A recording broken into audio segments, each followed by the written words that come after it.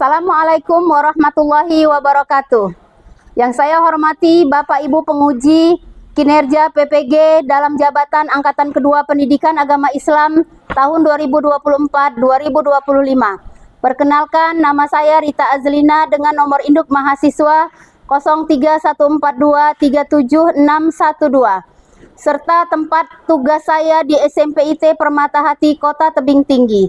Saya adalah mahasiswa PPG dalam jabatan Angkatan Kedua Pendidikan Agama Islam tahun 2024-2025 LPTK Universitas Islam Negeri Sumatera Utara Medan. Pada hari ini Kamis tanggal 30 Januari tahun 2025 saya akan melaksanakan praktik pembelajaran secara luring. Pembelajaran dengan materi sholat dan zikir. Submaterinya adalah sholat fardu, kelas 7 SMP semester 2. Untuk memenuhi persyaratan uni kinerja PPG dalam jabatan Angkatan Kedua Pendidikan Agama Islam tahun 2024. Berikut ini adalah video pembelajaran saya. Selamat menyaksikan. Terima kasih. Wassalamualaikum warahmatullahi wabarakatuh.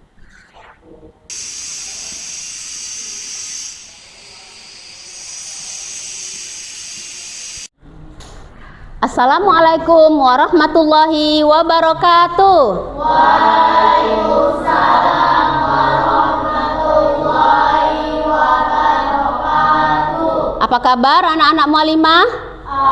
Alhamdulillah. Tetap semangat belajar baik. Ku bahagia belajar paiku. Masya Allah, luar biasa ya anak-anak mualimah semuanya hari ini semangat ya belajarnya. Oke, mualimah lihat temannya ada yang bangkunya kosong. Siapa hari ini yang tidak hadir? Iya, Vira. Kemudian siapa lagi? Budi. Iya, apa kabarnya? Sakit. Iya, kalau dia sakit kita doakan ya nak supaya cepat sembuh dan besok bisa sekolah kembali. Nah, sebelum kita memulai pelajaran, marilah kita berdoa dulu. Ayo Saat, pimpin doanya.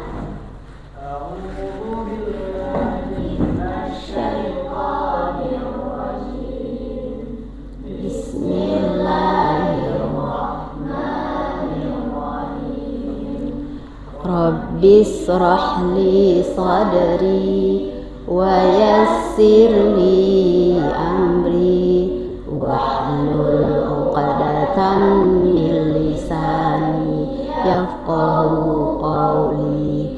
Rabbi zidni ilma warzuqni fahma wa amalan salihah walhamdulillahi rabbil alamin.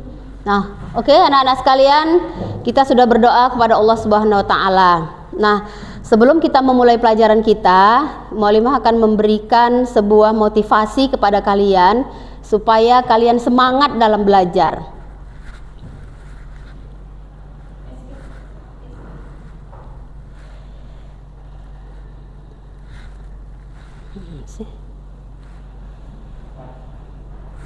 Cepat sekali waktunya, tidak terasa, benar-benar membosankan. Belajar dan belajar, OTW dan menumpuk. Ada Ustaz. Assalamualaikum Ustaz. Waalaikumsalam. Kamu tampaknya begitu murung. Ada apa? Tidak Ustaz, cuma masalah tidur yang sebentar lagi selesai. Entah mengapa sekolah benar-benar membosankan. Tahukah kamu menuntut ilmu begitu penting untuk menyongsong masa depan? Satu-satunya modal untuk masa depan adalah berilmu yang salah satunya bisa didapatkan dari bersekolah. Pernahkah kamu mendengar peribahasa, tuntutlah ilmu walau sampai ke negeri Cina? Peribahasa tersebut memiliki arti untuk menuntut ilmu pendidikan sejauh apapun itu. Menuntut ilmu merupakan kewajiban bagi setiap umat muslim, baik laki-laki maupun perempuan. Allah Subhanahu wa Ta'ala dan Rasulullah Shallallahu Alaihi Wasallam mewajibkan manusia agar tidak pernah berhenti belajar selama hidupnya selain termasuk pahala ibadah. Menuntut ilmu termasuk amalan baik yang tidak akan terputus. Hal ini juga telah disampaikan oleh Nabi Muhammad SAW. Siapa yang menempuh jalan untuk mencari ilmu, maka Allah akan mudahkan baginya jalan menuju surga. Hadis riwayat Muslim 2699. Ada juga hadis, belajarlah kalian ilmu untuk ketenteraman dan ketenangan serta rendah hatilah pada orang yang kamu belajar darinya. Hadis riwayat Tabrani, ilmu adalah warisan para nabi dan rasul. Hal itu karena ilmu adalah sesuatu yang abadi. Ilmu akan memberikan manfaat meskipun kita telah meninggal. Hal ini karena ilmu tersebut tidak hanya bermanfaat untuk diri sendiri, melainkan juga berguna bagi orang lain. Baiklah Ustaz, terima kasih atas saran-sarannya. Ini benar-benar membantu motivasi saya untuk menuntut ilmu. Oke, itu tadi ya video memotivasi kita sebelum kita memulai pelajaran kita.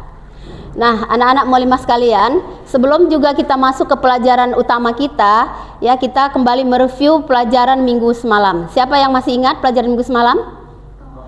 Iya, toharoh. Apa artinya toharoh?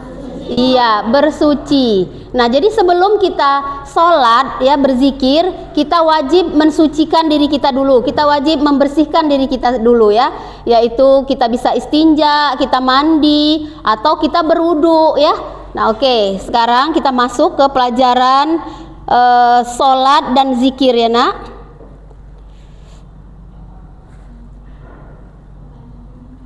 Oh ya. Oke, sebelum memulai pelajarannya, Mualimah akan bertanya dulu kepada anak-anak sekalian. Siapa yang sholat tadi pagi? Tadi subuh? Sholat? Masya Allah, semuanya kamu sholat ya, sholat subuh.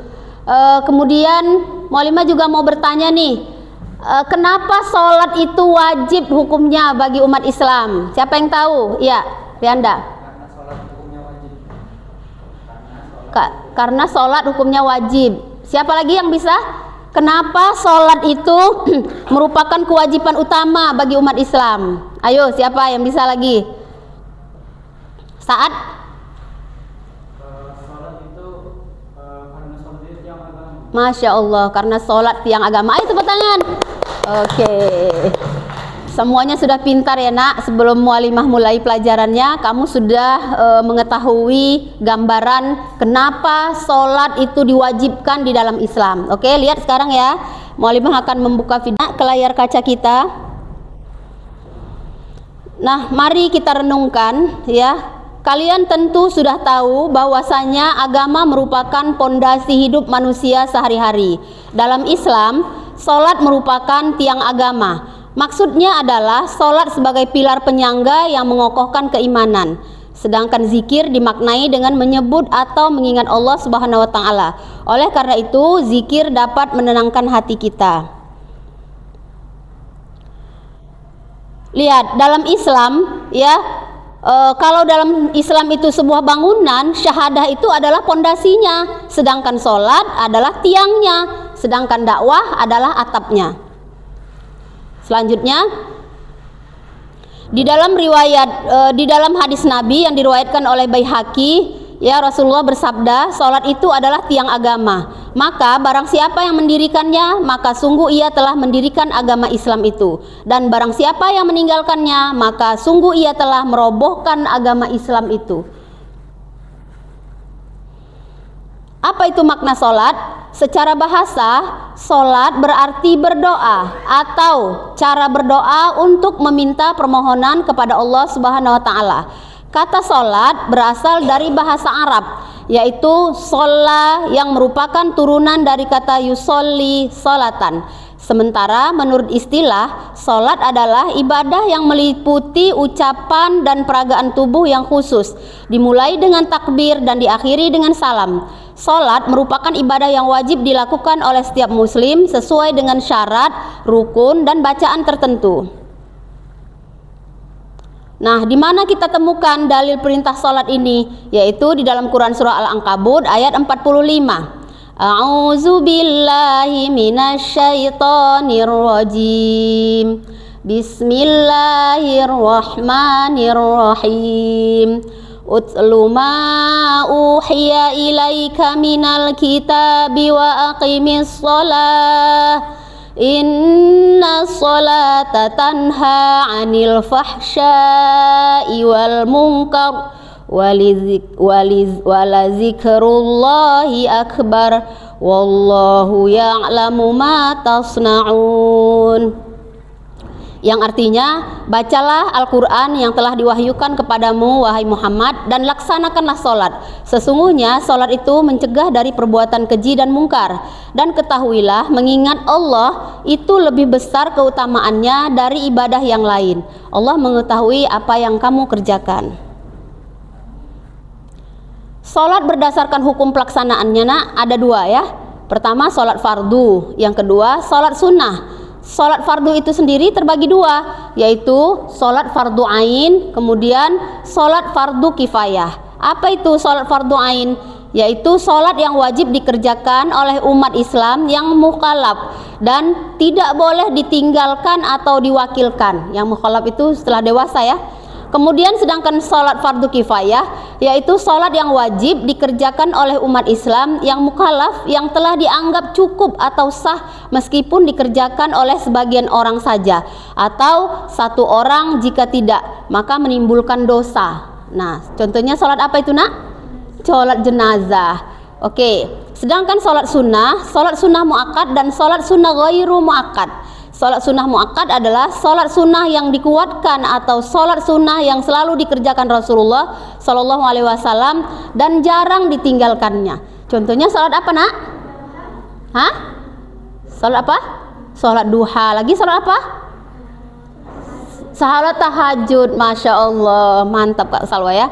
Kemudian sholat ghairu muakkad. Ya, sholat ghairu muakkad adalah sholat sunnah yang tidak dikuatkan. Kadang dikerjakan Rasulullah, kadang tidak dikerjakan. Contohnya sholat apa nak? Siapa yang tahu? Ayo, sholat apa? Sholat hajat ya, bisa.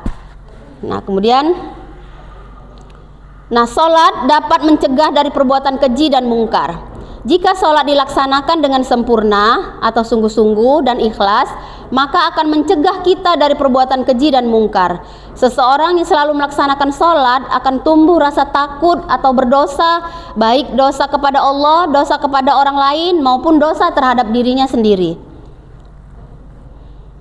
Kemudian selanjutnya, makna zikir. Arti zikir menurut bahasa adalah ingat. Apa nak? Ingat. Sedangkan menurut istilah, zikir diartikan dengan mengingat Allah. Kita diperintahkan untuk selalu berzikir kepadanya dengan mengagungkan kekuasaan dan kebesarannya agar terhindar dari kesombongan. Jadi korelasi antara sholat dan zikir ini, sholat itu sendiri adalah zikir ya kan? Karena di dalam sholat bacaannya bacaan-bacaan zikir dan doa. Nah, dalil perintah berzikir ini Allah sebutkan di dalam Quran surah Al-Ahzab ayat 41. Bismillahirrahmanirrahim.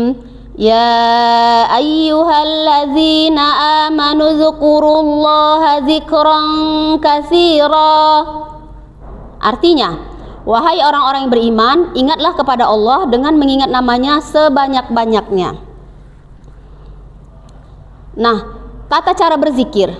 Zikir dengan hati yaitu dengan cara bertafakur dan merenungkan ciptaan Allah Subhanahu wa taala sehingga timbul dalam pikiran bahwa Allah Subhanahu wa taala adalah zat yang maha kuasa.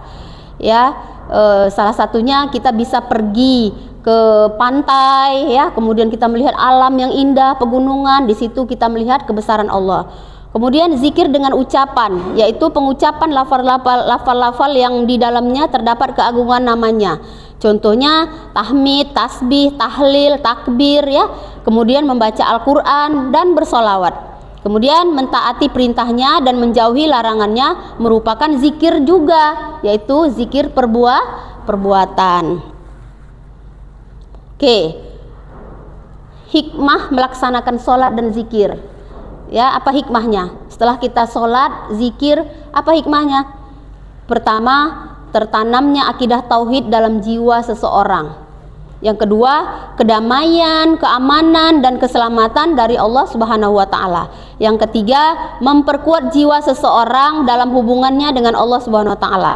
Yang keempat, memperoleh ketenangan jiwa dan menjauhkan diri dari kelalaian. Melatih hidup disiplin dan taat aturan, peraturan baik peraturan kerja maupun peraturan dalam kehidupan ini. Kemudian membiasakan seseorang pada perbuatan-perbuatan perkataan yang baik dan yang bermanfaat. Kemudian menumbuhkan akhlak mulia seperti amanah, jujur, dan upaya menjauhkan diri dari perbuatan keji dan mungkar. Jadi orang yang sudah sholat dan sholatnya itu benar, maka terlihat dalam kehidupannya sehari-hari, yaitu orangnya baik, jujur, ya, dia dapat melaksanakan perbuatan-perbuatan baik dalam kehidupannya sehari-hari, dapat mencegah perbuatan keji dan mungkar. Nah, mengamalkan sholat 5 waktu dan zikir secara istiqomah. Menyadari bahwa sholat dan zikir untuk mendekatkan diri kepada Allah. Memahami manfaat sholat dalam kehidupan. Kita akan kembali ke akhirat. Ya, jangan menunda waktu sholat, malas berzikir. Kemudian niat yang tulus. Kemudian lakukan sholat berjamaah. Kemudian bertemanlah dengan orang yang rajin sholat. Ya. Jangan berteman dengan orang yang tak sholat, nanti kamu juga ikut tidak sholat. Kemudian banyaklah membaca buku keislaman agar wawasanmu luas. Nah, sekian itu saja tadi ya pemaparan materi hari ini, yaitu pemaparan sholat dan zikir. Udah paham semuanya anak-anak? Sudah. Sekarang Mu'allimah akan membagi kamu kerja kelompok menjadi 3 kelompok ya. Setiap kelompok ada ketuanya. Kamu pilih ketuanya ya, setiap kelompok. Umpamanya kelompok 1 ketuanya Saad, kelompok 2 ketuanya Nailah. Iya, kelompok 3 ketuanya Leandra ya. Oke ya, ini Mu'allimah kasih ininya. Kerjakan bersama-sama ya, Nak. Dengarkan pendapat temannya. Hasilnya kamu tulis dan nanti kalau sudah selesai kamu boleh merepresentasikannya ke depan ketuanya ya. Ya, Mu'allimah kasih waktu 10 menit. Kerjakan bersama-sama.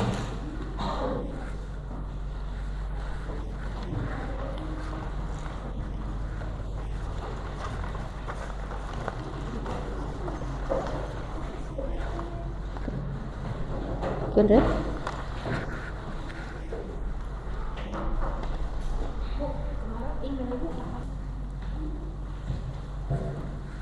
gini nak, gini kalian dalam, iya, kalian baca dulu ya, kemudian kalian kalian masing-masing berikan pendapatnya, kemudian ketuanya nanti menuliskan isinya ya. Ayo, bisa Kak? Iya. Coba.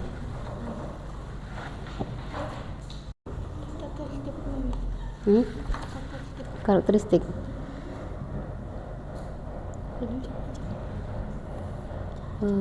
Ini rukun sholat siapa tadi? Kamu sikap. Tata cara sholat, ya, tata cara sholat dan bacaannya ya. Kakak, coba lihat. Mana kakak?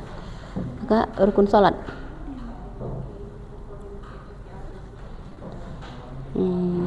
Apa kakak pilih? Oh iya, oke. Kerjakan ya nak.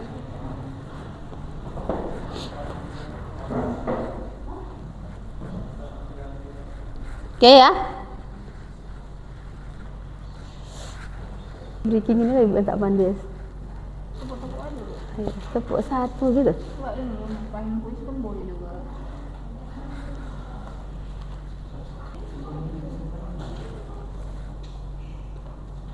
Itu aja tulis nak, yang udah jawaban itu. Apa tadi saat itu apa? Apa tuh? Ini syarat sholat. Ya, syarat sholat. Kakak, rukun sholat ya? Rukun sholat, yang itu praktek sholat ya.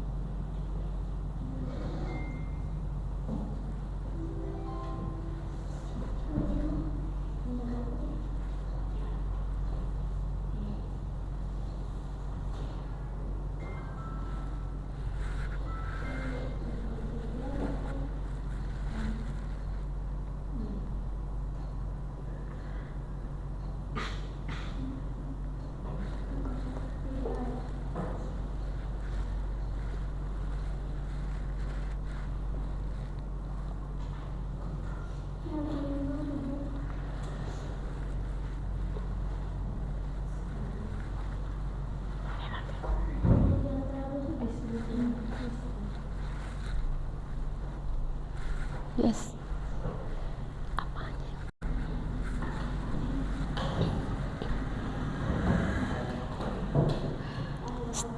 Start ini.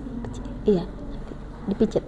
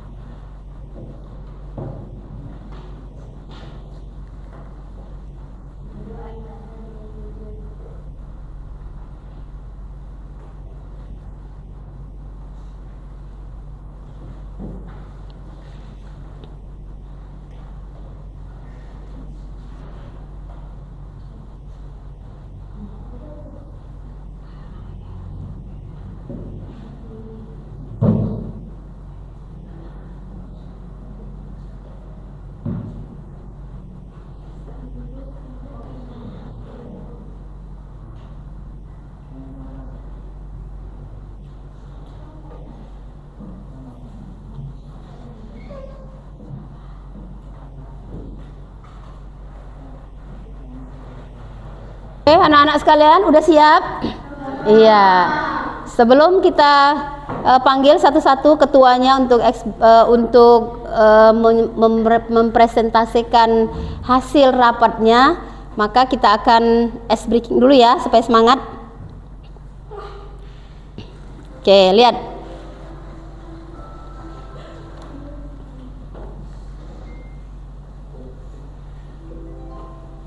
Iya, arti sholat.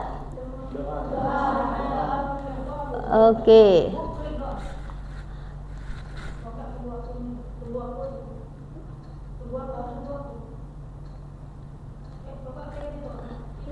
Gimana sih? Oke. Doa. Benar ya.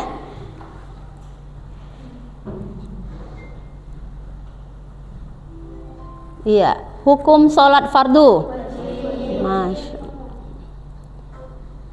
Oke. Berapa nilainya? 100. Yang ketiga, salah satu syarat wajib sholat. Hah? Oke. Salah. Oke. Siapa yang ini? Siapa yang ini? Poinnya berapa?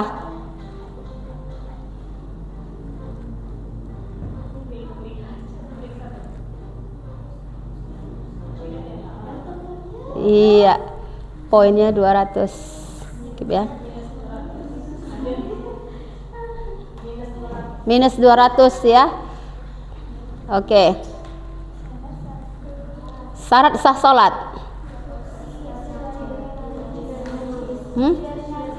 Suci dari najis. Betul.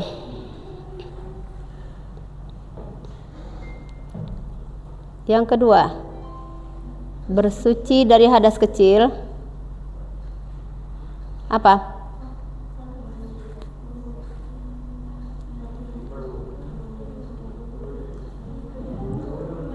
Hah? Iya. Betul. Sahnya berwudu 100 ya. Oke. Selanjutnya Orang yang wajib sholat Muslim. Betul.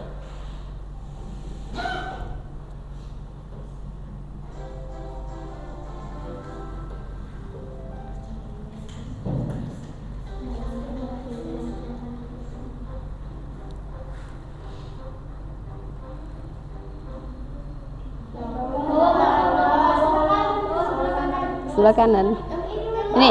Ini. Guys. Mantap. Udah ya. Oke.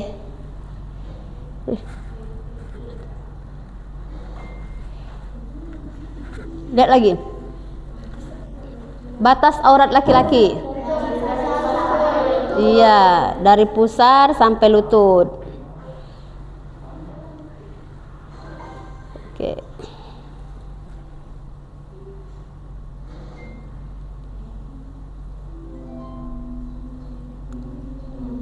Menyengaja dalam hati.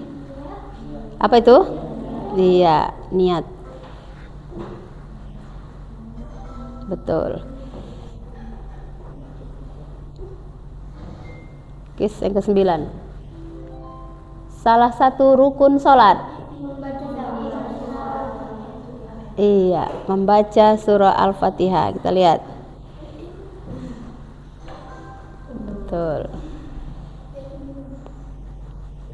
Selanjutnya,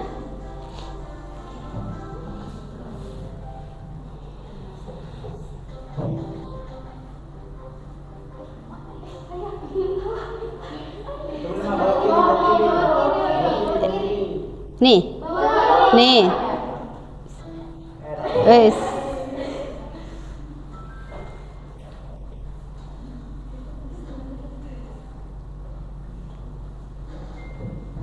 iya.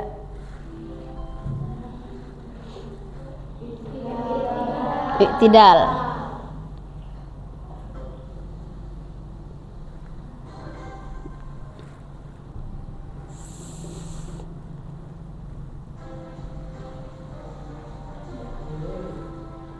Iya. Oke ya. Oke, tepuk tangan. Oh iya, tepuk tangan untuk kita semua. Udah pintar-pintar ya. Oke, sekarang kelompok 1 ketuanya maju ke depan untuk mempresentasikan Saat. Silakan Saat.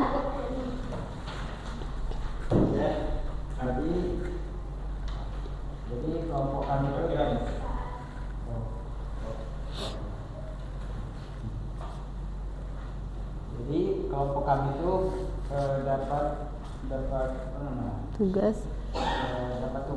tentang syarat wajib sholat. Setelah kami berdiskusi tadi, kami sudah menemukan syarat wajib sholat itu yang pertama ada Islam, yang kedua balik, yang ketiga berakal, yang keempat suci dari hadas dan najis, yang keempat telah sampai puas sholat, yang kelima terjaga atau tidak sedang tidur. Masya Allah. Sekian dari saya.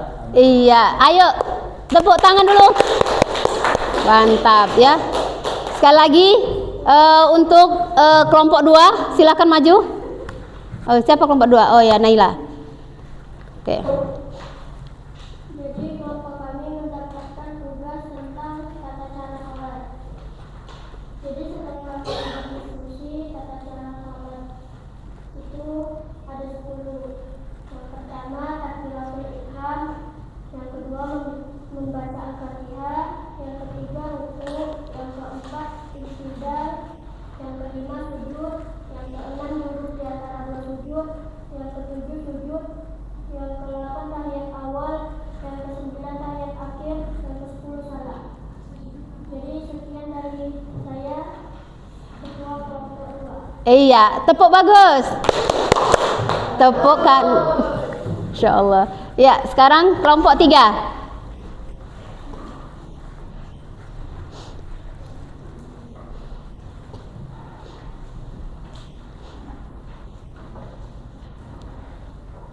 Jadi hasil diskusi kelompok kami tentang rukun sholat.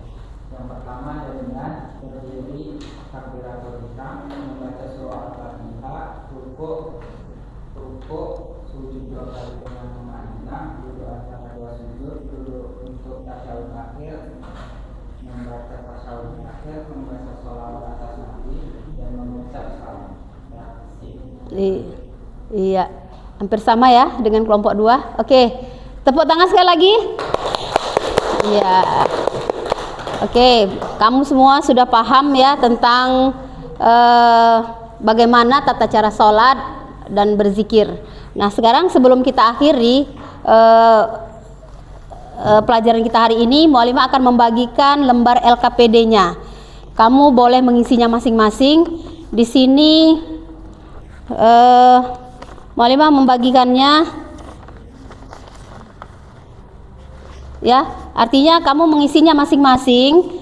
Di situ Mu'alimah suruh kamu mengisi apakah kamu hari ini melakukan sholat subuh, sholat zuhur, sholat asar, sholat maghrib, sholat isya. Kamu cukup hanya menceklisnya saja, ya, kamu checklist saja. Kemudian 5 sholat ya, berarti 1 hari 5 sholat, kamu menceklis saja. Setelah itu nanti kamu kembalikan lagi kepada Mu'alimah. Ya, Mu'alimah kasih waktu 5 menit. Kalau nggak sholat jangan dibilang sholat ya, nanti kamu berbohong.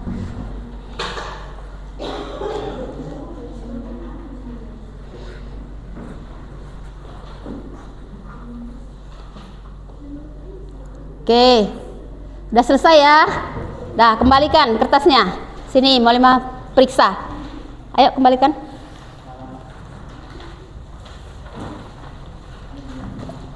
Oke, ayo nak.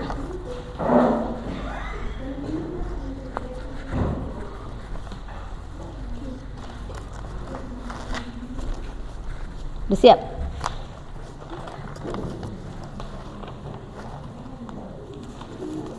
Ya.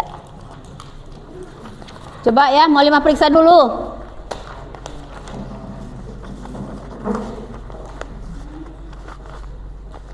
Alhamdulillah, semua anak-anak sholat ya. Semua sudah melakukan sholat. Nah, terima kasih Mu'alimah ucapkan. Sebelum kita menutup pelajaran kita hari ini, ya, Mu'alimah mau Oke, sebelum kita akhiri pelajaran kita hari ini, Mu'alimah mau menyimpulkan pelajaran kita tentang sholat dan zikir ini. Jadi orang yang melaksanakan sholat itu adalah karena sholat itu adalah perintah agama, ya, karena sholat itu adalah wajib, maka kata Rasulullah, orang yang melaksanakan sholat itu dia berarti menegakkan agama. Orang yang meninggalkan sholat berarti merubuhkan agamanya. Kemudian orang yang melaksanakan sholat dengan baik berarti dia bisa beramal ma'ruf nahi mungkar. Dia bisa nampak dalam kehidupannya sehari-hari berlaku dengan baik. Oke, sebelum kita tutup ya, kita berdoa dulu. Ayo Saad, doanya.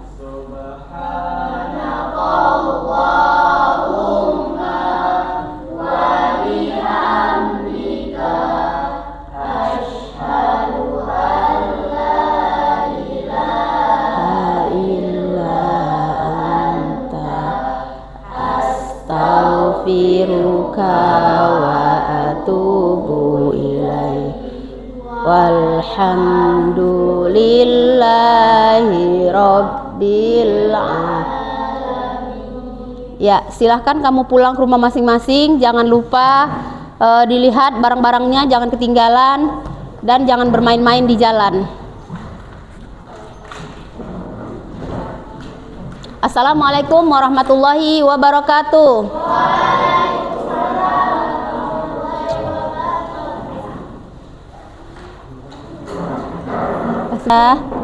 Makasih ya. Makasih ya. Makasih ya Kak. Makasih ya Kak. Makasih ya.